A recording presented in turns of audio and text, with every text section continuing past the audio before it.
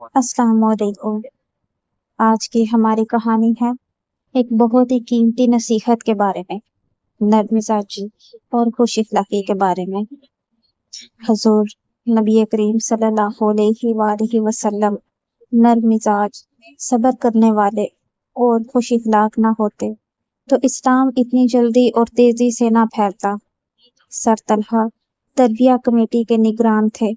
یہ کمیٹی بچوں کی اخلاقی تربیت مزید بہتر بنانے کے لیے قائم ہوئی تھی۔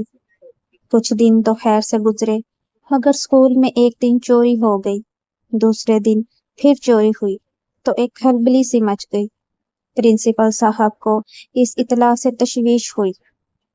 انہوں نے کہا کہ ہمارا اسکول اچھی تربیت کے لیے معروف ہے، ہم ایسی کسی حرکت کو برداشت نہیں کریں گے۔ سر عمران نے بچوں کو بتایا کہ پچھلے سال ان کو راہداری سے 1000 روپے کا نوٹ ملا۔ اعلان کرنے کے بعد بھی اسے کوئی لینے نہ آیا۔ پھر اس نوٹ کو تختہ اطلاع پر لگا دیا گیا کہ جس کا ہے آ کر لے جائے، مگر تب بھی کسی نے نہیں اتارا۔ ایک ایسے تربیت والے اسکول میں یوں چوریاں ہوں گی تو ہماری تربیت پر سوال اٹھیں گے۔ اگلے 2 روز امن رہا، سب مطمئن ہو گئے، مگر پھر ایک جماعت سے کچھ بچوں کی چیزیں غائب ہو گئیں۔ سب سر پکڑ کر بیٹھ گئے۔ پرنسپل صاحب خاص طور پر پریشان تھے۔ ان واقعات نے اسکول کی ساکھ کو داؤ پر لگا دیا تھا۔ ان کی سمجھ میں کچھ نہیں آ رہا تھا کہ کیا کریں۔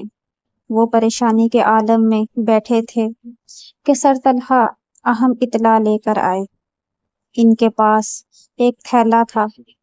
انہوں نے تھیلا میز پر انڈیلا تو اس میں سے بہت سارے قلم، جیومیٹری باکس اور دوسری چیزیں نکلی۔ پرنسپل صاحب نے حیرت سے ان کی طرف دیکھا۔ سر طلحہ بولے، سر مجھے یہ سارا سامان سائنس لیب میں ایک الماری کے پیچھے سے ملا ہے۔ پرنسپل صاحب نے سوچتی ہوئی نظروں سے ان کی طرف دیکھا تو وہ بولے، معاملہ چوری کا نہیں ہے، الحمدللہ ہمارے بچوں کا تعلق خوشحال اور اسلامی ذہن رکھنے والے گھرانوں سے ہے۔ لگتا ہے کوئی نفسیاتی وجہ یا کوئی اور معاملہ ہے۔ میرے پاس ایک تجویز ہے۔ پرنسپل صاحب نے ان کی تجویز سن کر حامی بھر لی اور پھر نتیجہ جلد سامنے آ گیا۔ سر طلحہ نے پرنسپل صاحب کو ایک ویڈیو دکھائی۔ ایک بچہ جسے معلوم نہ تھا کہ وہاں کیمرہ لگا ہوا ہے، چپکے سے اندر داخل ہوتا ہے اور ہاتھ میں پکڑی ایک نوٹ بک اٹھا کر الماری کے پیچھے پھینک دیتا ہے۔ یہ کون ہے؟ پرنسپل صاحب نے پریشانی کے عالم میں پوچھا۔ یہ نبیل ہے، مشہور تاجر کا بیٹا، جو ہر نیکی کے کام میں بہت ہی بڑھ چڑھ کر حصہ لیتا ہے، اور خود نبیل اپنی جیب خرچ سے دوسروں کی مدد کرتا ہے۔ اگر آپ اجازت دیں تو نبیل کو بلا کر بات کروں، سر طلحہ نے جواب دیا۔ نہیں، یہ مناسب نہیں ہوگا، میں سر رضوان سے کہتا ہوں، ان کو ویسے بھی بچے بہت زیادہ پسند کرتے ہیں، وہ اس معاملے کی کھوج لگا لیں گے۔ پرنسپل صاحب کے حکم پر سر رضوان کو معاملے کی کھوج کا حکم ملا۔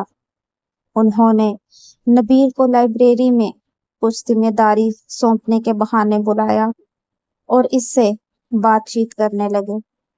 آخر نبیل کے منہ سے انہوں نے وہ سن ہی لیا جو کہ وہ سننا چاہتے تھے۔ سر یہ بات کسی کو بھی مت بتائیے گا، نبیل نے التجا کی۔ میں وعدہ کرتا ہوں کہ آئندہ ایسا کبھی بھی نہیں کروں گا، اس پر بعد میں بات کریں گے۔ سر رضوان نے اسے تھپکی دی۔ سر رضوان پرنسپل صاحب سے ملے اور ان کو ساری بات بتائی۔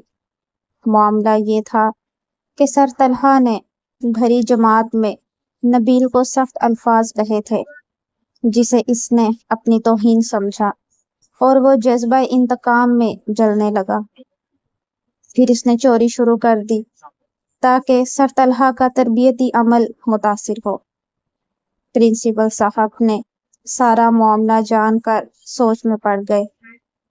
انہوں نے سر طلحہ کو بلایا اور سارا معاملہ ان کے علم میں لائے اور آخر میں بولے، میں آپ کے کام اور طریقہ کار پر بات نہیں کروں گا، فقط اتنا کہنا چاہتا ہوں کہ اگر حضور اکرم صلی اللہ علیہ وآلہ وسلم نرم مزاج، صبر کرنے والے اور خوش اخلاق نہ ہوتے تو اسلام اتنی جلدی اور تیزی سے بالکل بھی نہ پھیلتا۔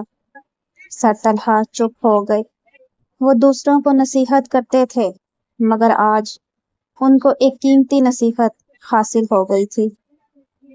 آپ کو آج کی ہماری کہانی کیسی لگی؟ کمنٹ میں اپنی رائے کا ضرور اظہار کریں، اور ہمارے چینل پر نئے ہیں تو اس کو سبسکرائب بھی کر دیں اور لائک بھی کر دیں۔